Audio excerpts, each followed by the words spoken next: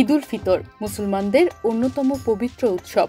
দীর্ঘ ১ মাস সিয়াম সাধনার পর ঈদ উল ফিতরের এই কাঙ্ক্ষিত দিনটি আসে।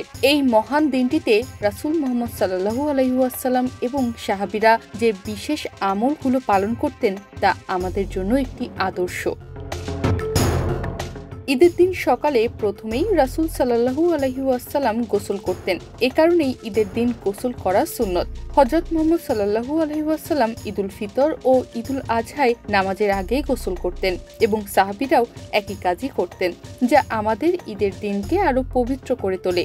শুধু তাই নয়, গোসলের পর রাসূল মুহাম্মদ সাল্লাল্লাহু আলাইহি ওয়াসাল্লাম সর্বদা সুন্দর ও পরিষ্কার পোশাক পরিধান করতেন।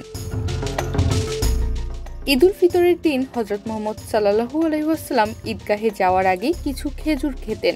এটি একটি সুন্নত এবং তা আমাদের মধ্যে আনন্দের অনুভূতিও তৈরি করে। তবে এক্ষেত্রে আমাদের দেশে সেমাই খাওয়ার প্রচলন বেশি দেখা যায়। এরপর ঈদগাহে যাওয়ার সময় রাসূল সাল্লাল্লাহু আলাইহি ওয়াসাল্লাম ঈদগাহে যাওয়ার জন্য এক রাস্তা ব্যবহার করতেন এবং ফিরে আসার সময় অন্য রাস্তা ব্যবহার করতেন তিনি। এ সময় যতটুকু সম্ভব হযরত মুহাম্মদ সাল্লাল্লাহু আলাইহি ওয়াসাল্লাম হেঁটেই ঈদগাহে যেতেন। এটি আমাদের জন্য একটি গুরুত্বপূর্ণ শিক্ষা, যা আমাদের শারীরিক ও মানসিক সুস্থতার জন্যও জরুরি।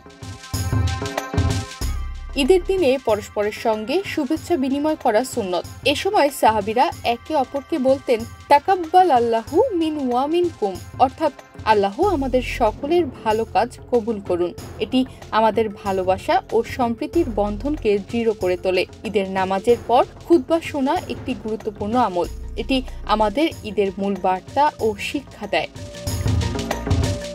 ঈদের নামাজ শেষে ঈদগাহ থেকে ফিরে এসে রাসূল সাল্লাল্লাহু আলাইহি ওয়াসাল্লাম এবং সাহাবীরা ২ রাকাত নফল নামাজ আদায় করতেন। এটি আমাদের ঈদের পবিত্রতা ও শান্তি আরও বৃদ্ধি করে। ঈদের দিন হযরত মুহাম্মদ সাল্লাল্লাহু আলাইহি ওয়াসাল্লামের সুন্নত আমলগুলো আমাদের জন্য একটি আদর্শ এবং পথপ্রদর্শক।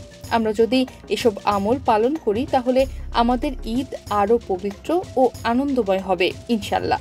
আল্লাহ আমাদের সবাইকে সঠিকভাবে ঈদের আমল পালনে সহায়তা করুন। তনিমা রহমান, বাংলাদেশ প্রতিদিন।